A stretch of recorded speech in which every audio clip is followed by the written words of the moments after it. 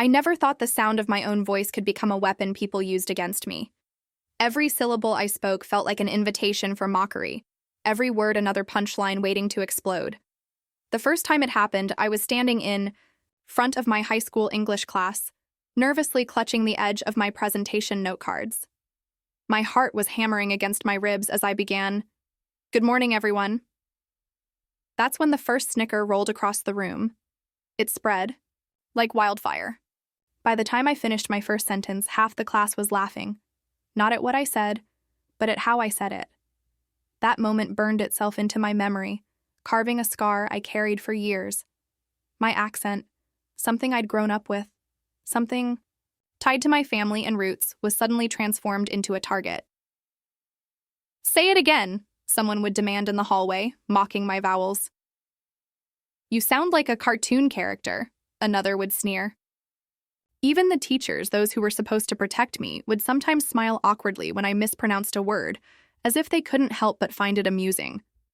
At first, I tried to laugh with them, thinking if I acted like it didn't hurt, maybe they'd stop. But it only made things worse. They sensed my discomfort like sharks smelling blood in the water. Soon, it wasn't just occasional jokes. It became daily torment. They'd mimic me during group projects, repeating my words in exaggerated tones.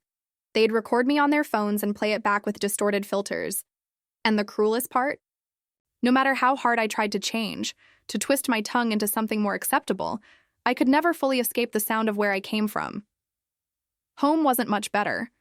My parents always told me to be proud of my voice, proud of who I was. But they didn't hear the echo of laughter that haunted me in the halls. They didn't feel the sting of humiliation when classmates muttered, "Go back to where you came from," even though I had lived here most of my life. They couldn't understand that my accent wasn't just a sound, it was a cage, and every day that cage got tighter. I remember one day vividly. We had a debate in class and I had prepared for hours. My arguments were sharp, my research solid. But the moment I stood up to speak, the smirks appeared.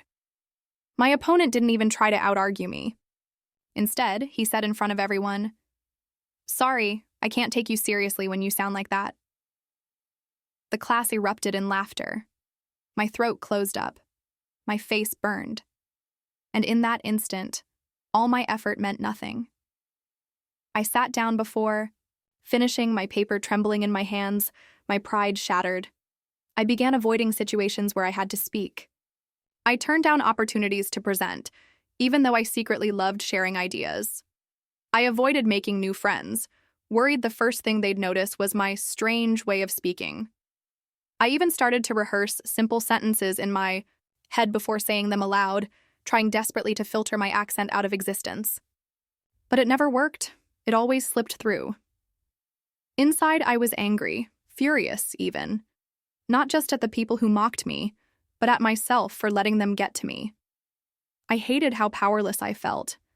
At night, I'd lie awake, imagining myself standing, up to them, delivering some clever comeback that would silence the room. But the next day, when the laughter came, all I could do was shrink deeper into myself. My silence became my shield, though it suffocated me. One evening, after another long day of ridicule, I sat in front of the bathroom mirror, repeating phrases over and over, trying to erase the sound of my voice. "Hello, my name is..." I'd say, then stop, grimace, and try again. The words felt foreign on my tongue, like I was trying to wear someone else's skin. Tears blurred my vision as I realized no matter how many times I tried, my accent would never disappear. It was a part of me. And yet it was the part of me I wanted most to destroy. Then came the breaking point. Our school was hosting a cultural day, where students were encouraged to share something from their heritage. I thought maybe, just maybe, this would be my chance to finally feel proud of who I was. I prepared a short speech about my family's traditions, rehearsed every line until I could say it in my sleep. But when I walked onto that stage, microphone in hand, the whispers began. "Here we go," someone muttered. By the time I got halfway through, laughter rippled across the room again. Some even mimicked my words aloud, turning my culture into their comedy. I froze. The spotlight felt like a cruel joke, exposing every ounce of vulnerability I had. My hands trembled so badly I almost dropped the microphone. I wanted to scream, to run, to disappear. But instead, I forced myself to finish, my voice cracking under the weight of humiliation. When I walked off that stage, I felt smaller than ever before. That night, I made a vow. No matter what it took, I would find a way to make them regret. Every single laugh, every sneer, every cruel imitation. I didn't know how yet. I didn't know when. But I promised myself. One day, my voice, the very thing they used to tear me down, would be the thing that lifted me up. One day, I would make them listen, and when that day came, they wouldn't be laughing. What I didn't realize then was that the journey toward that moment would test me in ways I couldn't imagine. It would push me to confront not only the cruelty of others, but the self-doubt that had been planted deep inside me, and the person I would become through it all. Well, let's just say none of them saw it coming. I had no idea that the very thing I tried to hide, my accent, would soon become the key that opened doors I never even knew existed. My name is Leora. I'm 22 years old, and I grew up in a small town just outside of Houston, Texas. My parents immigrated here when I was 6, carrying nothing but 2 suitcases and 1,000 dreams they hoped this country would make possible. They worked long shifts, my dad in construction, my mom at a diner, so my brother and I could have opportunities they never had. And while they were proud of their roots, they also believed in blending in. They told us that education, hard work, and perseverance could make us belong. But belonging was never as simple as they hoped. The first thing people noticed about me was never my grades or my ideas. It was always my voice. "Where are you from?" strangers would ask, even though I'd spent nearly my whole life here. When I answered, "I'm from Texas," they'd laugh and say, "No, I mean originally." It was like no matter how much I tried to fit in, my words carried a permanent stamp that marked me as an outsider. At home, I found comfort. My parents spoke in the same accent, mixing English with the warmth of our native language. Our dinners were filled with laughter, stories, and food that carried the taste of our homeland. But the moment I stepped outside those doors, that same accent became ammunition against me. It was exhausting, living in 2 worlds, celebrated at home, ridiculed everywhere else. By the time I entered college, I thought I had mastered invisibility. I avoided group discussions. I volunteered for written assignments instead of oral ones. I even pretended to have a sore throat to get out of presentations. My professors praised my research, but constantly pushed me to share my insights more, vocally. They didn't understand that speaking wasn't just hard, it was terrifying. One professor in particular, Dr. Caldwell, saw right through me. After class one day, he stopped me as I tried to rush out. "Leora," he said, adjusting his glasses, "you have a sharp mind, but you're hiding it. Why?" I froze. My stomach tightened. I wanted to say, "Because people laugh at me." Instead, I mumbled, "I just don't like speaking." He gave me a look I'll never forget, half disappointed, half compassionate. "You can't bury your voice forever," he said. "Sooner or later, the world will need to hear it." His words lingered with me, but at the time, they felt impossible. The world didn't want to hear my voice. The world wanted to laugh at it. Then, in my sophomore year, something happened that reignited all the pain from high school. I had joined a student business club, hoping to push myself outside of my comfort zone. During our first major project, we had to pitch a business idea to local entrepreneurs. I was assigned as the main presenter. I begged the group to let someone else do it, but they insisted I had done the bulk of the research and should be the one to explain it. So I stood in front of a small auditorium, lights glaring down on me, hands trembling as I adjusted the microphone. "Good afternoon," I began. Immediately, I heard it, the muffled laughter from the back row. My chest tightened, my vision blurred.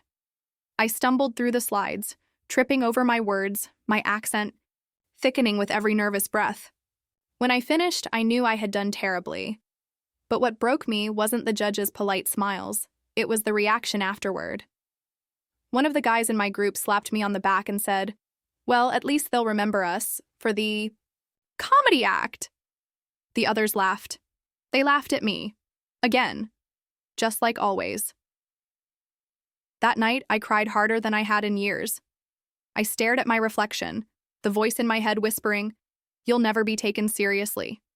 You'll never be more than a joke." And yet, beneath the tears, another voice stirred. A quieter one. One that said, "This isn't the end. This can't be the end."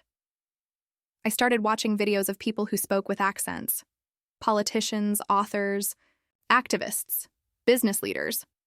Some had thicker accents than mine, yet people listened to them with admiration. What was their secret? Confidence.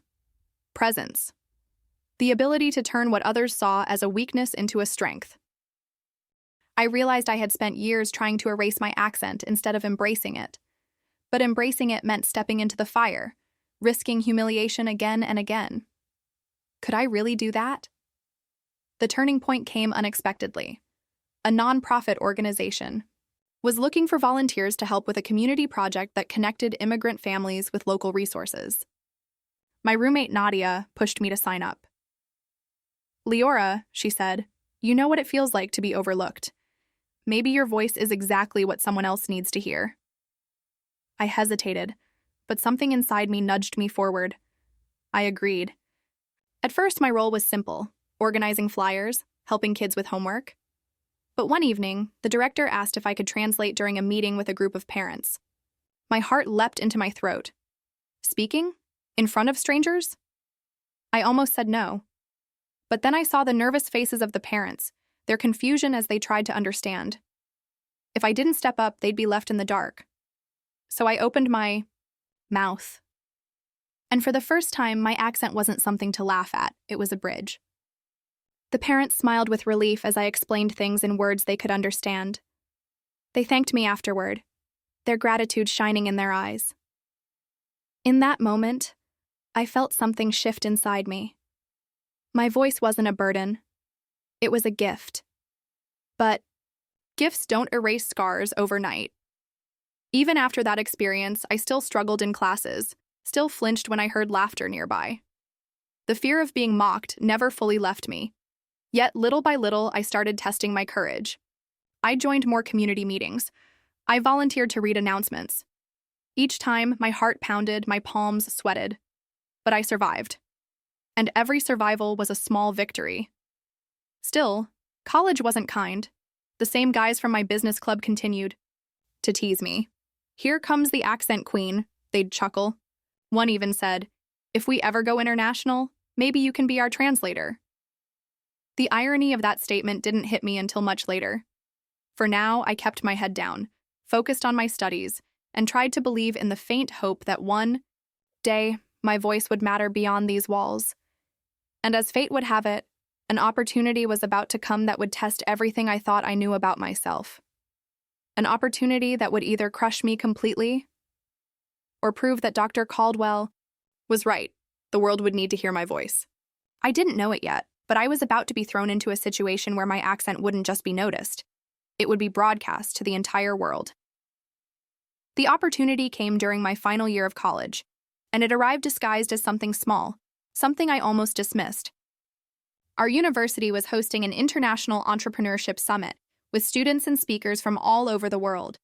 I had signed up to help behind the scenes, checking name tags, setting up chairs, fetching coffee, safe, invisible tasks, where no one would hear my voice. But a week before the summit, the student assigned to introduce one of the keynote speakers suddenly dropped out.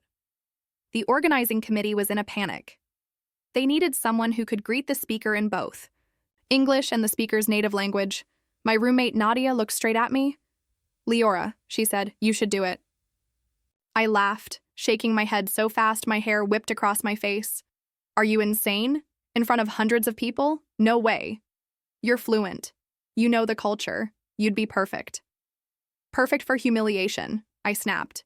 "Do you want me to become the comedy act again? Because that's exactly what'll happen." But Nadia didn't back down. "Or maybe it's your chance to prove everyone wrong."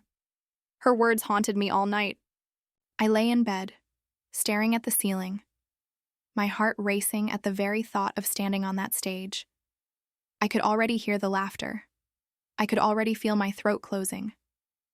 But then I thought of the parents at the nonprofit, their gratitude when I spoke for them. I thought of Dr. Caldwell telling me the world would need my voice. And somewhere in the storm of fear and doubt, a spark of courage flickered. The next morning, I told the committee I'd do it.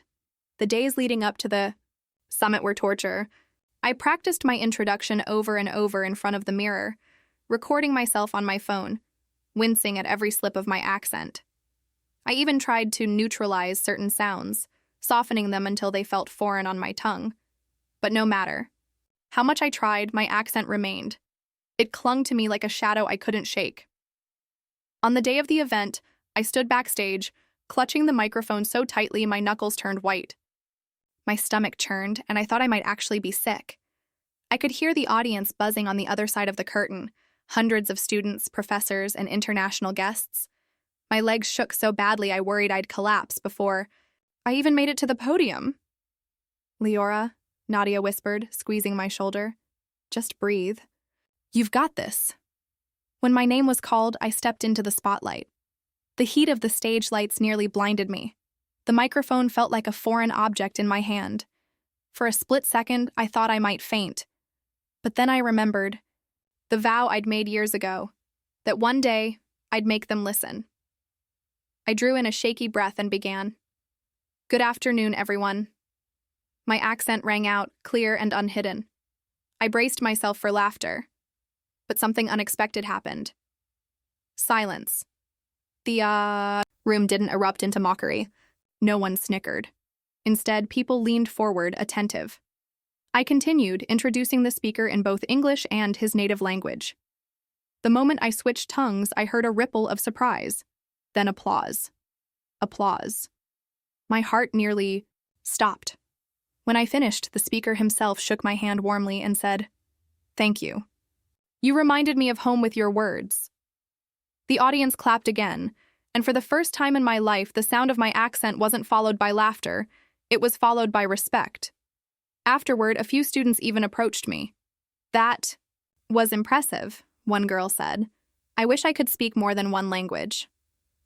Another added, "Your voice has such character. It really stood out." Character. The word echoed in my mind. For years, people had treated my accent as a flaw. But here was someone calling it character, as if it was something unique, even valuable. That moment should have filled me with confidence, and it did, temporarily.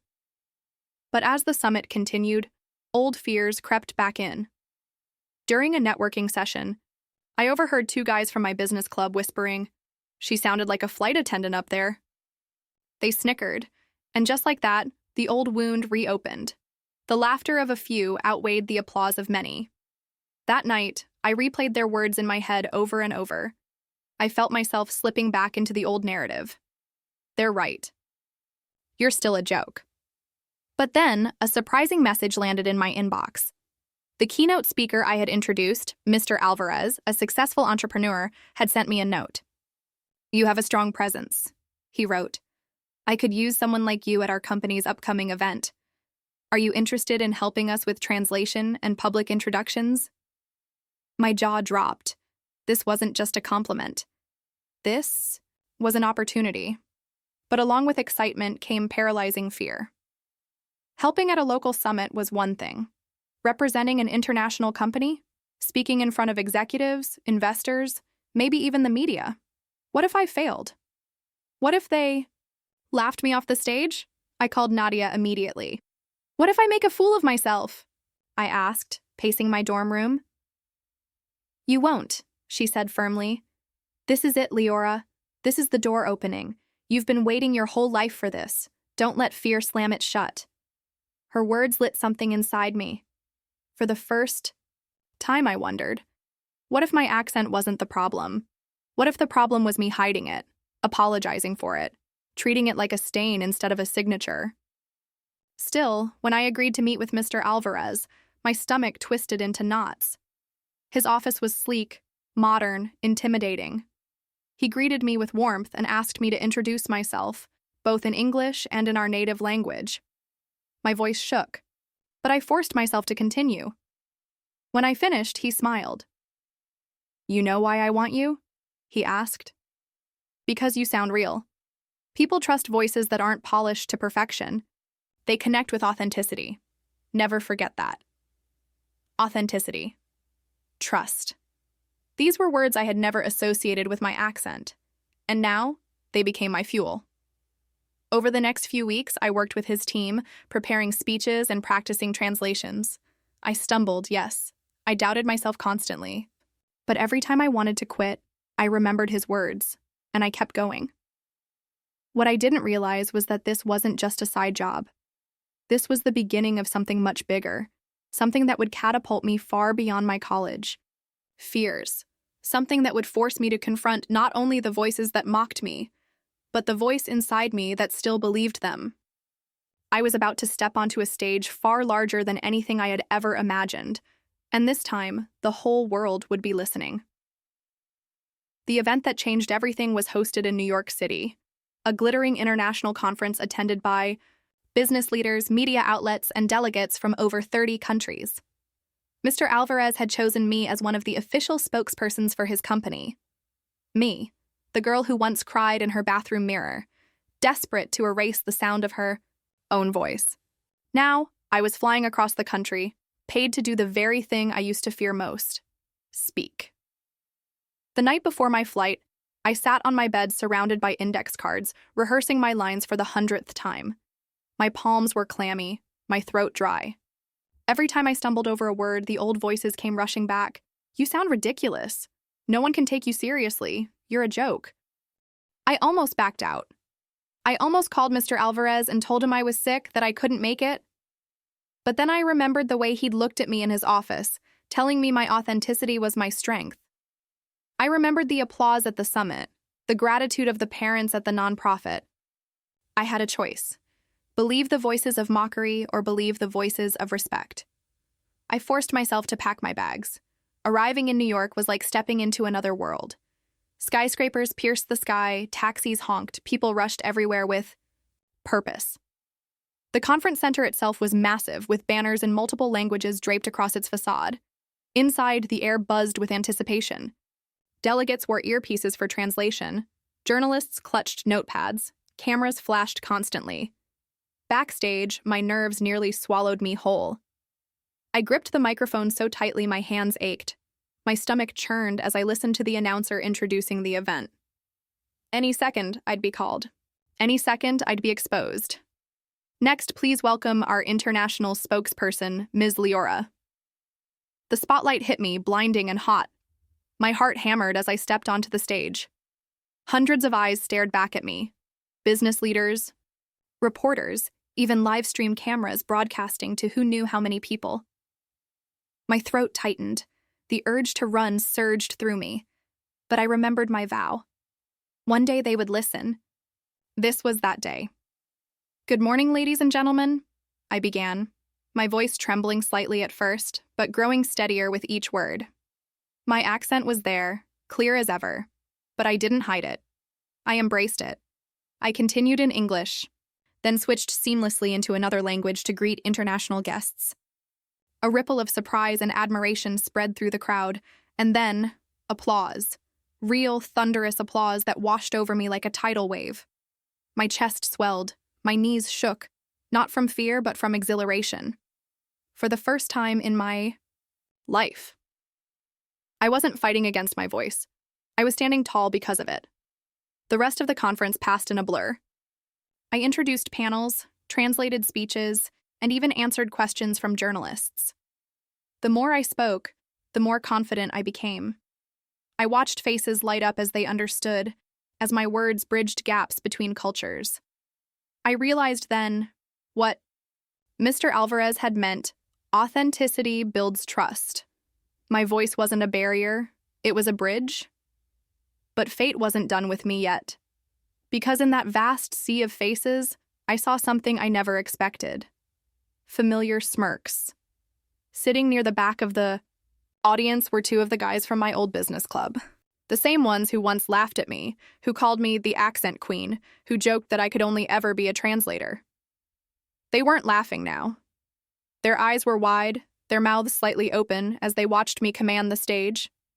They never believed I belonged on. My pulse quickened. For a moment, fear threatened to creep back in, but then a surge of boldness overtook me. I straightened my back, raised my chin, and spoke louder, prouder. I didn't need to call them out. By name, the irony spoke for itself. After the session ended, reporters swarmed me with questions. Microphones surrounded me, cameras flashing. My old classmates stood frozen, watching as journalists leaned in to record my every word, the same words they once mocked. I caught their gaze briefly and gave the smallest smile, not of spite, but of triumph. Later, one of them approached me hesitantly. "Leora, wow, you were amazing." I tilted my head, studying him. "Funny," I said softly. "You didn't think so back in college." His face reddened. "Yeah, guess I was wrong." For years I had dreamed of this moment, of throwing their cruelty back in their faces, of delivering some cutting line that would shatter them the way they had shattered me. But standing there, I realized I didn't need revenge. Their silence, their shame, their stunned expressions were enough. My success was the loudest rebuttal I could ever give. That night, after the conference wrapped, Mr. Alvarez invited me to dinner with his team. He raised his glass and said, "To Leora, the voice of connection. Today, you showed the world that authenticity conquers all." The team cheered, clinking glasses. I sat there, my eyes stinging with tears I refused to let fall in public. For so long I had believed my accent was a curse. But here I was, celebrated for the very thing I once despised. Of course, the journey didn't end there.